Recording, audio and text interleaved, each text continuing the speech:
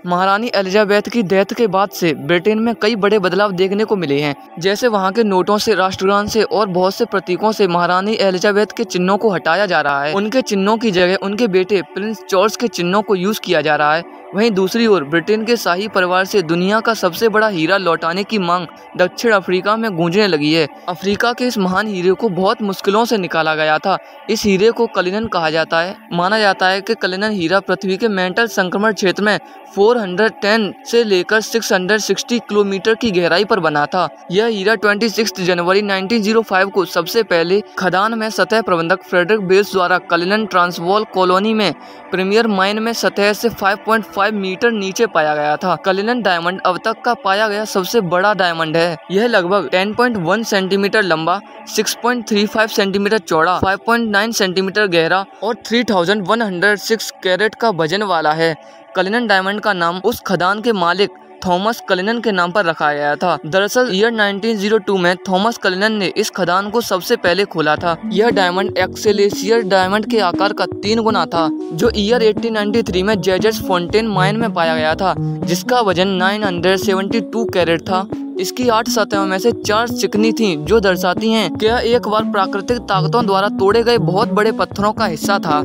इसका रंग नीला और सफेद था। कलिनन डायमंड की खोज के कुछ समय ही बाद कलिनन जोहान्सबर्ग के स्टैंडर्ड बैंक में सार्वजनिक प्रदर्शन हुआ, जहां लगभग 8000 विजिटर्स ने इस डायमंड को देखा। अप्रैल 1905 में रफ जेम को प्रीमियर माइनिंग कंपनी के London sales agent S Newman and company के पास जमा किया गया था। इसकी बड़ी कीमतों की वजह से बहुत से लोग इसे चुराना चाहते थे। वहीं दक्षिण अफ्रीका से लंदन तक की यात्रा में इसे चुरा ना लें, इसका बहुत डर था। तभी उन्होंने एक स्टीम बोट को लंदन से रवाना किया। उस बोट में डायमंड की जगह एक नकली पत्थर तिजोरी में बंद करके रख दिया, जिससे जासूसों को लगे कि डायमंड इसी बोट में है, और पूरी यात्रा उस बोट पर पहरा दिया गया।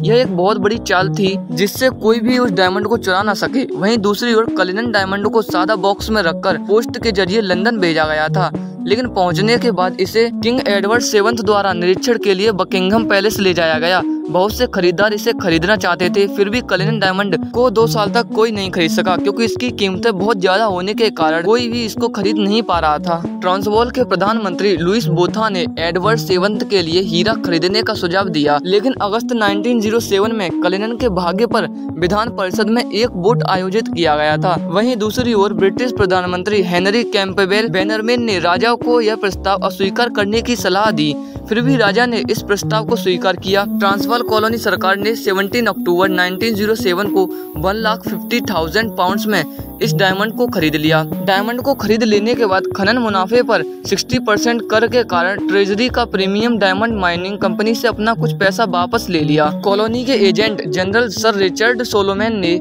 नवंबर 1907 को राजा के 66th बर्थडे पर कलिनन डायमंड राजा को भेंट कर दिया। राजा ने अपने कॉलोनियल सचिव लॉर्ड एल्गिन से कहा कि इस महान और अद्वितीय डायमंड को ऐतिहासिक रत्नों के बीच रखा जाए, जो कि ताज की विरासत है। राजा ने एम्स्टर्डम के जोसेफ एस्चर एंड कंपनी को विभिन्न आकारों के शानदार रत्नों में खुरदरे पत्थर को काटने और चमकाने के लिए चुना, और फिर अब्राहम एस्चर 23 जनवरी 1908 को लंदन से इस डायमंड को लेकर नीदरलैंड लौट आया। फरवरी 1908 को एम्स्टर्डम में अपनी डायमंड कट की फैक्ट्री में जोसेफ एस्चर द्वारा पत्थर को 2 टुकड़ों में बांट दिया।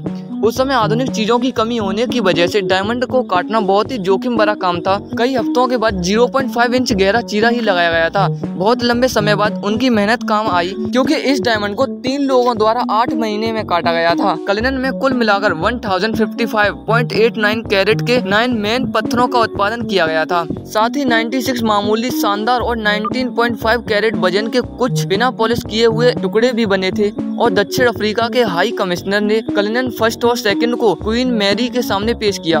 मैरी को अलेक्जेंड्रा से कलिनन 6वीं विरासत में मिला, और उन्होंने 1953 में अपने सभी कलिनन डायमंड्स को अपनी पोती एलिजाबेथ के लिए छोड़ दिया, और बचे हुए 96 मामूली टुकड़ों को एस्चर ने दक्षिण अफ्रीका की सरकार को बेच दिया। 1960 में लुई बोथा के वारिसों के स्वामित्व वाले 2 छोटे कलिनन हीरों को जोहान्सबर्ग के डी बियर्स लैब में एनालिसिस किया गया, और पाया गया कि नाइट्रोजन या किसी भी अन्य अशुद्धियों से पूरी तरह मुक्त हैं।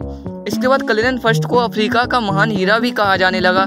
यह डायमंड 530.2 कैरेट का है। 1910 में फिर से डिजाइन किया गया था। कलिनन फर्स्ट अभी भी दुनिया का सबसे बड़ा हीरा है। कलिनन डायमंड के 9 टुकड़े हुए थे, जिनमें से कलिनन फर्स्ट ही सबसे बड़ा है। लेकिन हाल ही में दक्षिण अफ्रीका में इस डायमंड को वापस लाने की मांग गूंज रही है। वहीं यूके में अब इस डायमंड को प्रिंस जॉर्ज की पत्नी को देने का वादा किया जा रहा है। लेकिन आपको क्या लगता है कि अब कलिनन डायमंड वापस दक्षिण अफ्रीका पहुंच पाएगा या नहीं, कमेंट में जरूर बताना। तो आज बस इतना ही। आई होप आपको ये वीडियो अच्छी लगी होगी। अगर आपको वीडियो अच्छी लगी हो तो वीडियो को लाइक और ऐसी नॉलेजेबल वीडियोस के लिए हमारे चैनल को सब्सक्राइब करना मत भूलिएगा। Thanks for watching.